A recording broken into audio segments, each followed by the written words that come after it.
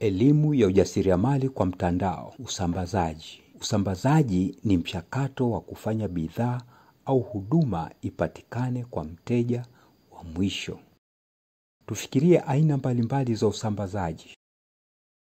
Usambazaji wa bidhaa za jumla, usambazaji wa bidhaa za rejareja, usambazaji kupitia wakala, usambazaji wa moja kwa moja kama vile kwenye soko la ndani, na usambazaji wa mtandaoni. Zipo bidhaa nyingi za kuchagua, lakini ni muhimu kuchagua bidhaa bora kwa ajili ya biashara yako.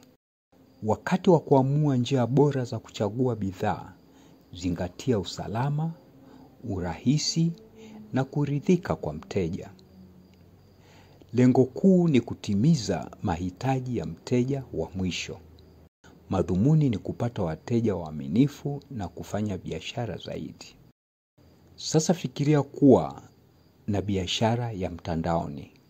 Utasambazaje bidhaa hiyo? Baadhi ya njia za kusambaza bidhaa hiyo ni kufungasha bidhaa mwenyewe,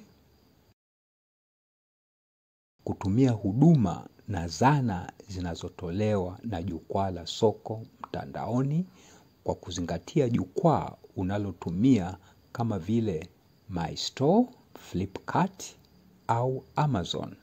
Au unaweza kutumia bidhaa moja kwa moja kwa mteja kwa njia ya posta.